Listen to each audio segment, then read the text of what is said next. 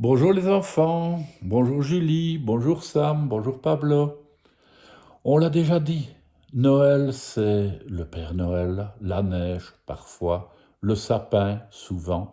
Eh bien c'est une nouvelle histoire de sapin que nous allons lire aujourd'hui. Le sapin de Monsieur Jacobi. Le sapin lui fut apporté à domicile par un coursier.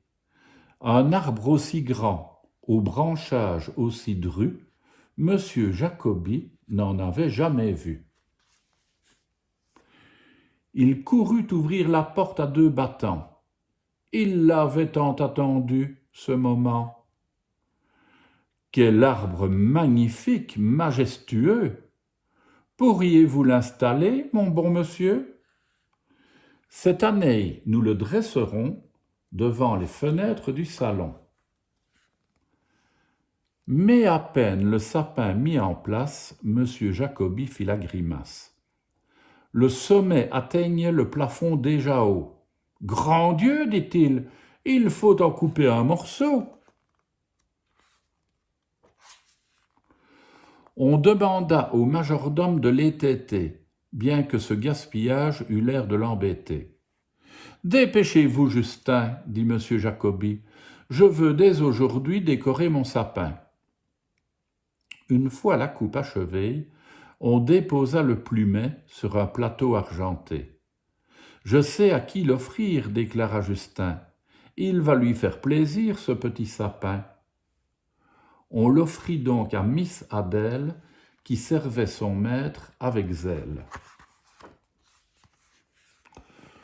Ne sera-t-il pas chou une fois enguirlandé? Mais peut-être qu'il faudrait lui couper un bout. Aussitôt dit, aussitôt fait.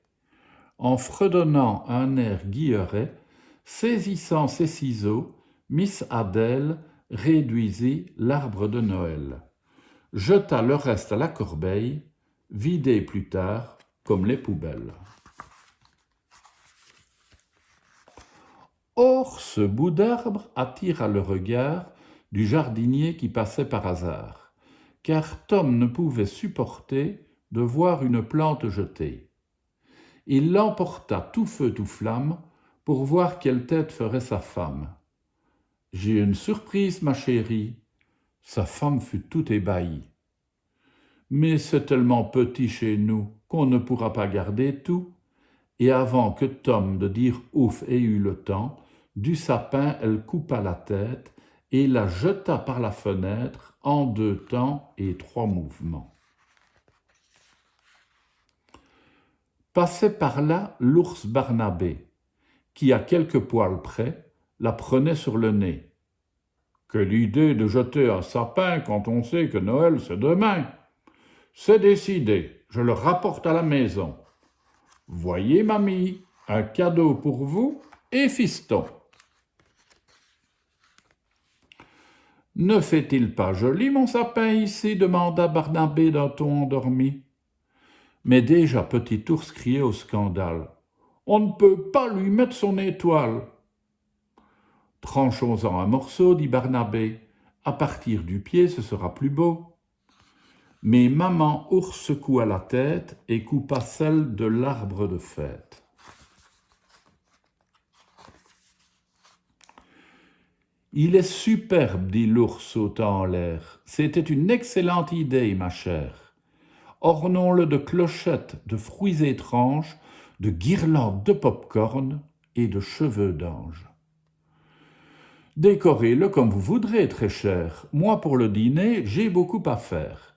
De ce petit bout d'arbre, nous n'avons plus besoin. Je vais le déposer devant la porte, non loin. » Cette même nuit, un peu plus tard, surgit soudain Maître Renard. Il vit le petit bout, se frotta le menton, ouvrit sa besace, y glissa le rogaton.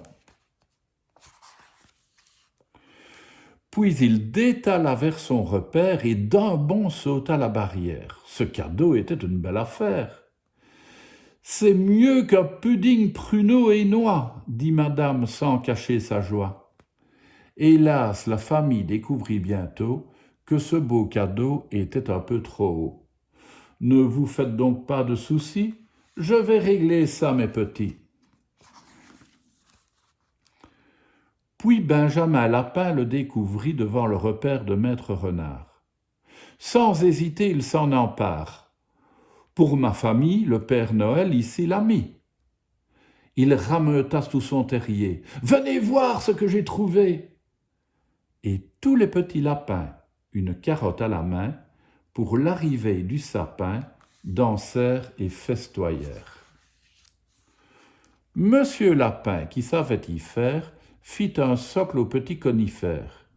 Il sera du plus bel effet sur notre petite cheminée. Au milieu, il fut déposé. Et les enfants de s'écrier « Calamité, il est penché !»« Il est trop grand, mes petits lapins, dit dame Simone le tranchoir à la main. Il ferait beau voir qu'on en vienne à bout. » Elle le trancha d'un coup sec, d'un seul coup, puis jeta hors du trou le petit bout. Enfin, Guy Souris découvrit ce sapin petit, tout petit. Il le traîna dans la neige et le froid, escalada, tomba 2 fois et finit par arriver dans son nid douillet. « Il est parfait, dit Madame Guy, qui s'y connaît. » Et au sommet, figurez-vous, brillait une étoile en comté extra doux. Oui, n'était-ce pas inouï de retrouver chez les souris le sapin de Monsieur Jacobi? Eh bien voilà, tout le monde aura profité du sapin. À demain les enfants.